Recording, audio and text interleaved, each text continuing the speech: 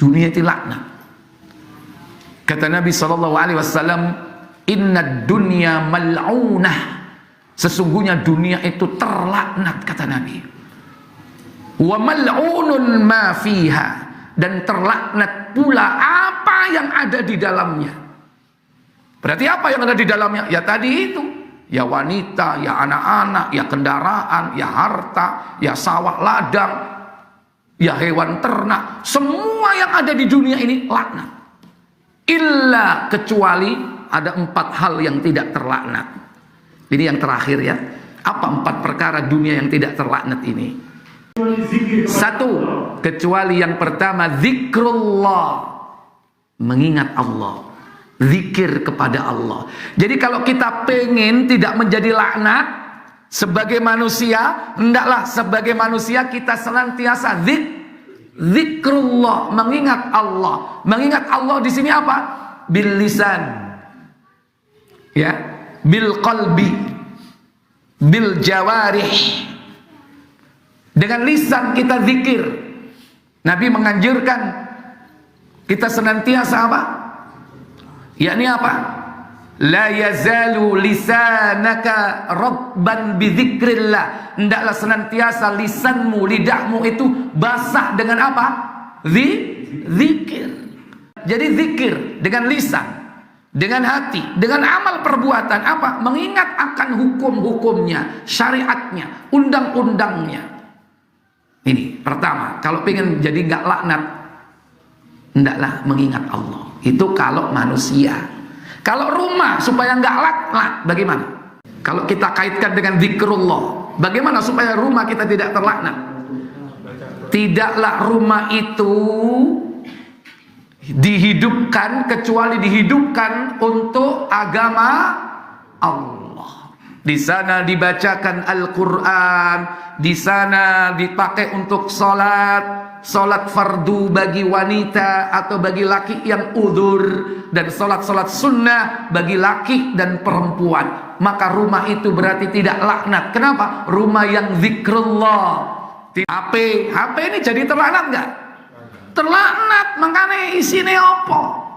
Kalau HP ini isinya chatting dengan orang yang bukan mahram, HP ini terlaknat.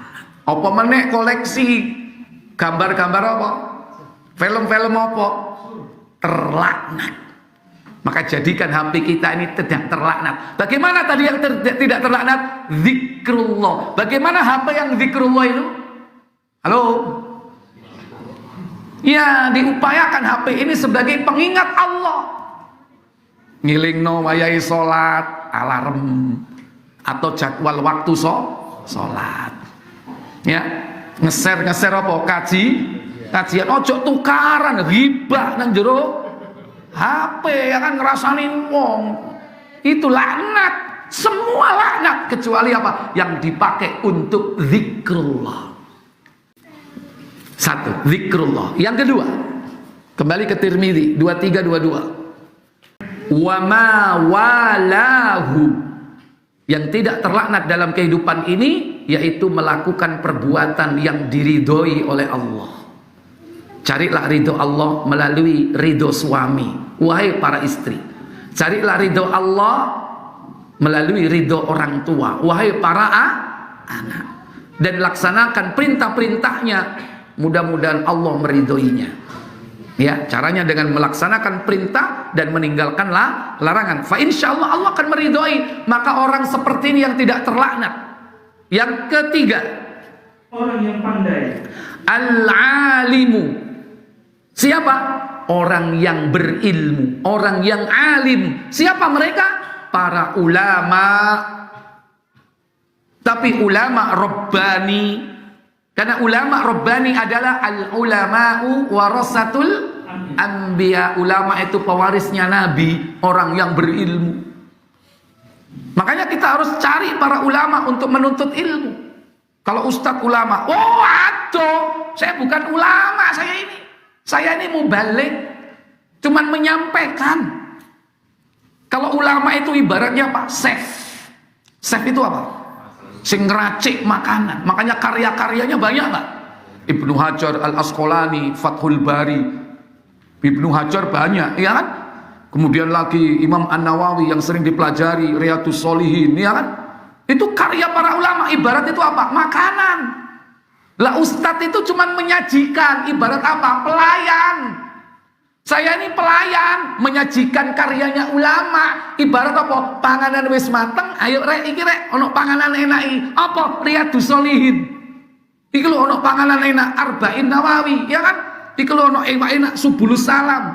Oh iki lho ono enak apa? Usulus Salasa, Kashfus Syubhat. Ini bagus, ya kan? Untuk mempelajari tauhid. Kita ini bukan ulama. Yang membuat karya-karya kitab inilah para ulama. Karena ulama itu menguasai segala disiplin ilmu nahwunya, sorofnya, balaghahnya, manteknya, itu ilmu alatnya, belum lagi ilmu tafsirnya, ilmu Quran, ulumul Qurannya, ilmu hadis, mustalahul hadis, rijalul hadis, apal, ngerti, itu ulama. Makanya dia punya karya, ibaratnya apa? Dia mengerti ilmu bumbu, empon-empon itu apa, bawang, brambang, ya, godong spray, kok godong pre, bawang pre, ya kan, lengkap dia ngerti ilmu bumbu. Saya ini sudah jadi soto, rek ono soto rek, saya ini ono rawon rek, ayo dipelajari.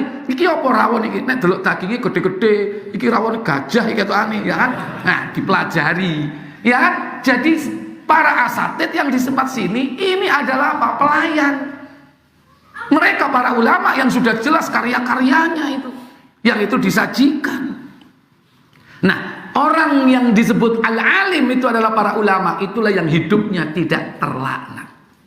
Yang keempat, yang terakhir, dalam kehidupan dunia ini, siapa yang tidak terlaknat? Dan orang yang belajar. Wal muta'allim, dan orang yang belajar ilmu. Siapa mereka?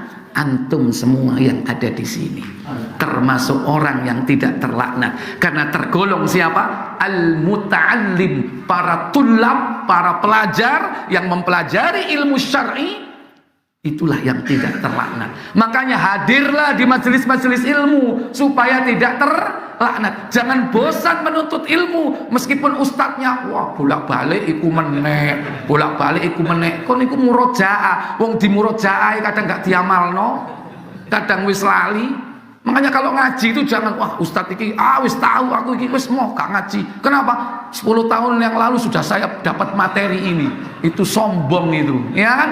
Belajar itu terus, baca Quran aja di murojaah, menuntut ilmu juga perlu di murojaah. Kalau materinya sama, ustadz pernah menyampaikan dengan materi yang sama, tetaplah. Kenapa?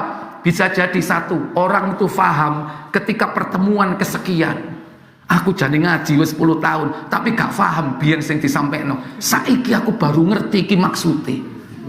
Ya kan? Diulang-ulang itu yang penting. Karena apa? Hidayah itu datangnya nggak bersamaan dengan kita dapat ilmu. Kadang-kadang belum paham apa maksudnya yo. Sing penting terus. Supaya apa? Hidup kita tidak terlaknat. Jadilah apa? Muta'allim, orang yang belajar ilmu. Ilmu apa? Ilmu syar'i.